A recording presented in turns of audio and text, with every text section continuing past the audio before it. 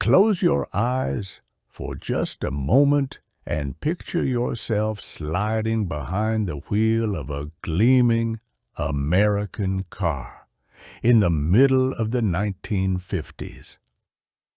The chrome is catching the afternoon sun. The dashboard stretches wide in front of you like the control panel of a small airplane. Buttons, dials, glowing gauges, and polished trim seem to promise that the future has finally arrived. Long before touchscreens, backup cameras, and computerized driver aids, car makers were already experimenting with features that felt almost unbelievable.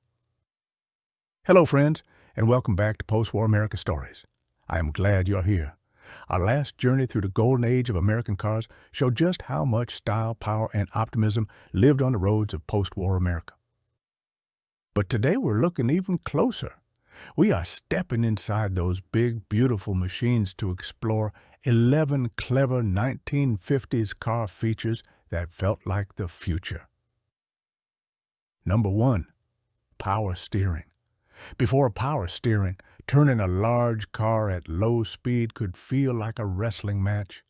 Then Chrysler introduced hydraulic power steering on the 1951 Imperial, and suddenly the wheel began to move with a lightness that must have seemed miraculous. For drivers used to muscling heavy sedans into parking spaces, this felt like modern engineering lending a hand. In the early 1950s, it was one of the clearest signs that American cars were entering a new age of comfort. Number 2. Factory air conditioning. By the early 1950s, Chrysler's air temp system brought true factory air conditioning to the automobile in a way that felt deeply modern. Imagine driving through a sticky summer afternoon while the cabin stayed pleasantly cool, the windows up, the dust out, and the whole ride quieter and more comfortable. It was expensive and mostly found in upscale models at first, but the idea was powerful. The car was becoming a controlled environment, a private little world of comfort on wheels. Number 3. The signal-seeking radio. Mid-century Americans loved their radios, and the automobile became one more place where entertainment and technology came together. GM's signal-seeking sets, often remembered by names like Wonderbar, could scan automatically until they found the next strong station. To a 1950s driver, that little bit of automation felt almost magical. Push a button, hear the dial glide, and the car itself seems to go searching through the air for your music, baseball game, or evening news. Number 4. Push-button transmission. Few things looked more futuristic in a 1950s car than a row of gleaming transmission buttons built into the dash. Chrysler offered push-button gear selection beginning in the mid-1950s, and the whole setup looked more like a household appliance from tomorrow than an old mechanical car control. Press a button for drive, another for reverse, and off you went. America was fascinated by automation, and this made shifting feel effortless, modern, and clean. Number 5. Power windows and power seats. Today, these feel ordinary. In the 1950s, they felt luxurious and almost astonishing. Pressing a switch and watching a window glide upward without a crank, or hearing a front seat quietly motor forward into place, gave the car a sense of living responsiveness. These features began in luxury models, but they planted a powerful idea in the public imagination. The car was becoming obedient to touch. Number 6. Automatic headlight dimming. Cadillac's Artronic Eye in the 1950s looked at a real problem of nighttime driving and tried to solve it with electronics. Instead of the driver constantly switching between bright and dim beams, the car could sense approaching headlights and adjust automatically. For the era, this was astonishingly advanced. It suggested a car that could notice the world around it and respond on your behalf.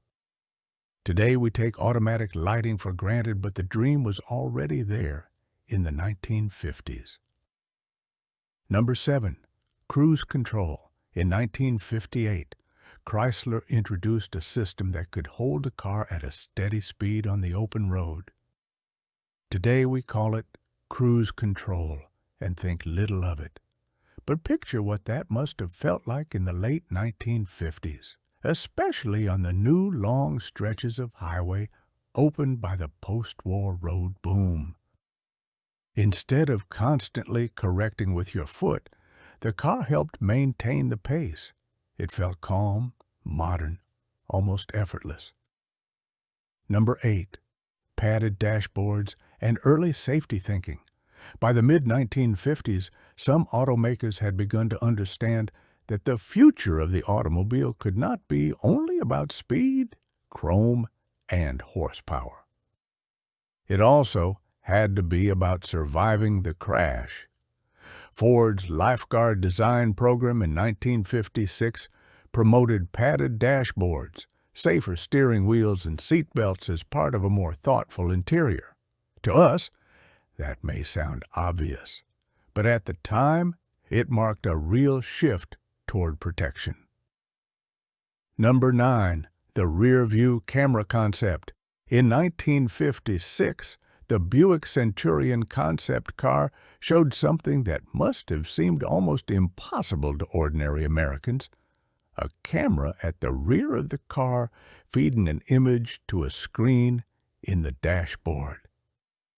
This was decades before backup cameras became common and long before they were required. At the time, the hardware was too bulky, too fragile, and too expensive for everyday production. But the idea itself was brilliant. Eliminate blind spots, make reversing safer. Number 10. The swiveling headlight. Preston Tucker's 1948 Tucker. 48 sits just outside the 1950s proper, but it belongs in this post-war story because its central turning headlight was so far ahead of its moment. As the driver steered into a bend, that light could pivot and illuminate the road ahead more effectively than fixed lamps alone. Anyone who has ever driven a dark country road can understand the appeal immediately. It was not just flashy, it was practical. Number 11. Air suspension. By the late 1950s, luxury automakers were experimenting with ride systems that seemed almost too sophisticated for the time. Cars like the 1957 Cadillac Eldorado Brougham offered air suspension, chasing a smoother, more level ride than ordinary springs could provide. The systems could be temperamental and expensive to maintain, but the ambition was unmistakable. This was not just transportation. This was engineering trying to float. What ties all of these features together is not merely cleverness. It is optimism. Post-war America was full of designers, engineers, and dreamers who genuinely believed the car could become safer, easier, smoother, and more enjoyable year after year.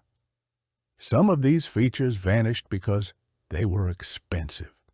Some disappeared because the technology was not ready. Some survived only in luxury models for decades before becoming normal. But taken together, they show us something important. The 1950s kept imagining what the automobile could become. And perhaps that is why these old features still feel so fascinating now. They remind us that the future does not always arrive all at once. Sometimes it appears in fragments. A dimming headlight here, a searching radio there, a cooling system that makes summer travel bearable. To step into one of these cars was to step into a machine full of promises, Some of those promises took decades to come true. So the next time you see a big American sedan from the 1950s, with its wide dashboard, deep seats, chrome trim, and proud hood line, remember this. You're not just looking at a beautiful old car. You're looking at a rolling vision of tomorrow, built by people who believe the road ahead could always be made a little better. If you enjoyed this ride through 1950s automotive ingenuity, I would love to hear from you in the comments below.